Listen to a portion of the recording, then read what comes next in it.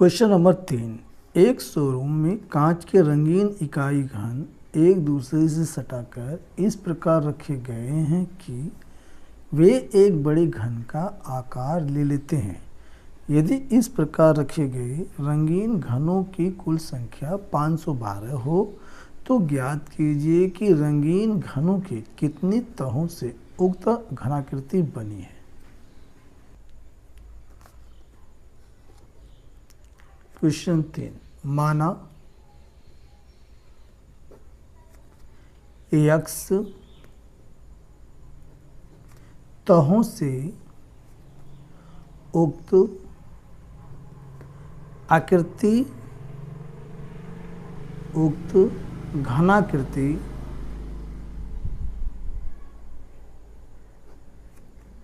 बनती है।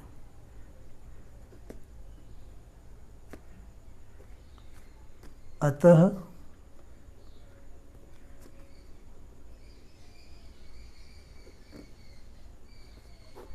प्रश्न अनुसार x क्यूब बराबर 512, x बराबर 512 का घनमूल। अब 512 का हम गुणनखंड निकालेंगे। 2 से ये भाग होगा, 2 दूना 4, 2 पंजे 10, 2 छक्के 12, फिर 2 से 2 एकम 2, 2 दूना 4, 2 अट्ठे 16, फिर 2 से 2 छक्के 12, 2 चौका 8, फिर 2 से भाग होगा 32, फिर 2 से भाग होगा 16, फिर 2 से भाग होगा 8, फिर 2 से भाग होगा 4, फिर 2 से भाग होगा 2, फिर 2 से भाग होगा 1। तो यहाँ पे कितने 2 हैं खंड में? 1 2 3 4 5 6 7 8 9। तो यहाँ हम लिख सकते हैं x बराबर घनमूल का चिन्ह है ये 2 गुना 2 गुना 2 गुना 2 गुना 2 गुना 2 गुना 2 गुना 2 गुना 2। यहाँ पे 2 कितने हैं गुणनखंड के रूप में? 9। तो यहाँ पे हम भी लिख लेंगे 9 ठे 2, और यहाँ पे हम त्रिक समूह बनाएंगे। तो ये 2 का त्रिक समूह बन गया, ये भी 2 का त्रिक समूह बन गया, यहाँ भी 2 का त्रिक समूह बन गया। जब त्रिक समूह बन जाता है तो घनमूल से बाहर आ जाता है। तो लिख सकते हैं x बराबर 2 यहाँ से आ गया गुणा 2 यहाँ से आ गया गुणा 2 यहाँ से आ गया 2 दूना 4, 4 दूना 8, तो x बराबर आ गया 8। तो हम ये कह सकते हैं अतः 8 तहों से घनाकृति बनी है। अतः 8 तहों से घनाकृति बनी है, और यही इसका आंसर। Question number 4। प्रधानमंत्री के राष्ट्रीय राहत कोष के लिए एक विद्यालय की एक कक्षा का प्रत्येक विद्यार्थी उस कक्षा के विद्यार्थियों की संख्या के घन के बराबर रुपए चंदे में दे देता है। इस प्रकार यदि कुल चंदे की धन राशि रुपये 15,625 हो तो उस कक्षा में कुल कितने विद्यार्थी हैं, ये हमें बताना है।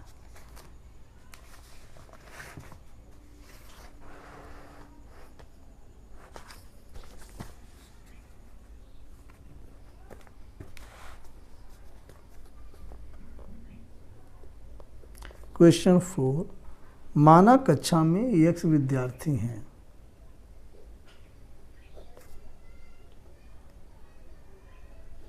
माना कक्षा में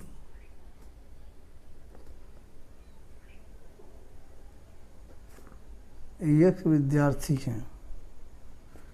प्रत्येक विद्यार्थी द्वारा दिया गया चंदा प्रत्येक विद्यार्थी द्वारा दिया गया चंदा, ये हमें प्रश्न में दिया है, बराबर x² रुपए। इसलिए कुल धनराशि यानी कि एक विद्यार्थी ने x² रुपये दिए और कक्षा में x विद्यार्थी हैं, तो जब दोनों का गुणा करेंगे तो कुल धनराशि निकल जाएगा, बराबर 15,625 रुपये। इन दोनों का गुणा करेंगे तो कुल धनराशि निकल जाएगा। तो यहाँ लिख सकते हैं x गुना x² बराबर 15,625। अब x क्यूब हो जाएगा, गुणा करेंगे बराबर 15,625। x बराबर घनमूल, घन इधर आके घनमूल में बदल जाएगा 15,625। अब यहाँ पर हमें क्या करना है, 15,625 का गुणनखंड कर लेना है। 15,625 5 से भाग देंगे, 5 3 15, 5 कम 5, 5 दूनी 10, 5 5 25, फिर 5 से 5 छक्के 30, 5 दूनी 10, 5 5 25, फिर 5 से भाग देंगे, 5 कम 5, 5 दूनी 10, 5 5 25, फिर 5 से भाग देंगे, 5 दूनी 10, 5 5 25, 5 से भाग देंगे जगह 5, फिर 5 से 1। तो यहाँ पे हम लिख सकते हैं x बराबर घनमूल का चिन्ह 15,625 के गुणनखंड ये आए हैं 5 गुणा 5 गुणा 5 गुणा 5 गुणा 5 गुणा 5। त्रिक समूह बनाएंगे यानी 3 3 का जोड़ा। तो x बराबर यहाँ से 5 आ गया और यहाँ से भी 5, दोनों के गुणा कर देंगे। तो यहाँ पे हमारे पास आ गया x बराबर 5 5 25। तो हम कह सकते हैं कक्षा में 25 विद्यार्थी हैं। अतः कक्षा में 25 विद्यार्थी हैं और ये इसका फाइनल आंसर है। प्रश्न 5, एक घनाकार टंकी में 13 से 31 लीटर पानी आता है। टंकी की माप ज्ञात कीजिए। यदि 1000 लीटर पानी का आयतन 1 घन मीटर के बराबर होता है।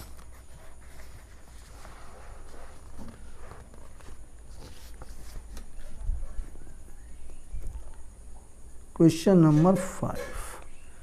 तो यहाँ पर सबसे पहले हमें दिया हुआ है घनाकार टंकी में पानी का आयतन।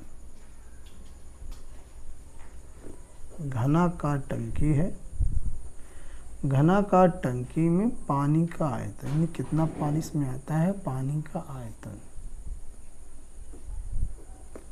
बराबर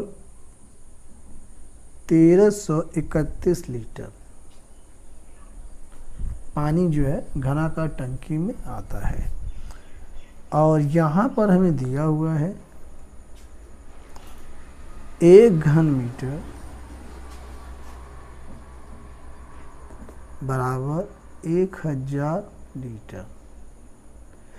ये जो आयतन में दिया हुआ है ये लीटर में है, इसे हमें घन मीटर में करना होगा। तो हम क्या करेंगे, इसे 1331 में हम 1331 यहाँ पर ये 3 है, 1331 बटे में हो जाएगा 1000, भाग देंगे तो हो जाएगा 1.331 घन मीटर। ये इसका आयतन हो गया घन मीटर में, घनाकार टंकी में पानी का आयतन। अब हमसे पूछा गया है टंकी की माप, तो हम मान लेंगे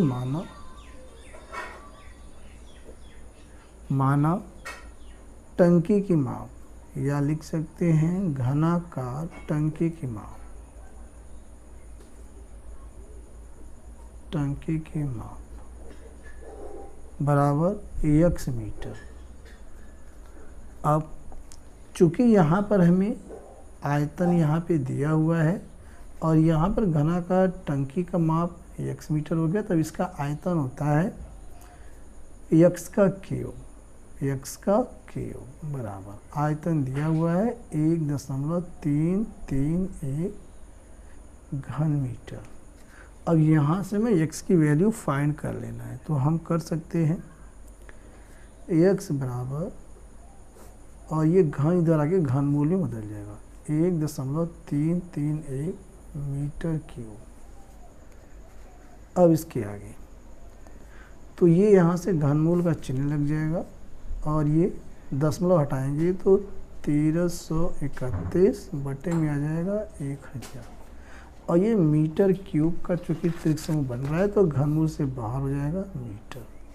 अब 1331 का जब हम गुणनखंड करेंगे 1331, तो यह जो है 11 से कटेगा, भाग देंगे 121 आएगा, फिर 11 से काटेंगे 11 आ गया, 11 से भाग देंगे 1 आ जाएगा।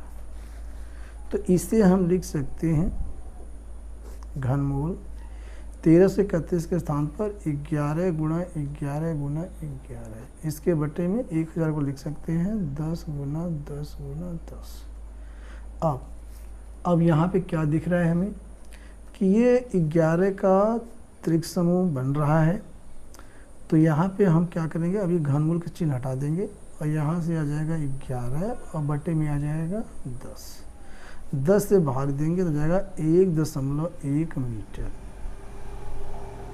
तो हम कह सकते हैं टंकी की जो माप है वह 1.1 मीटर है, और यही इसका final answer. Thanks for watching.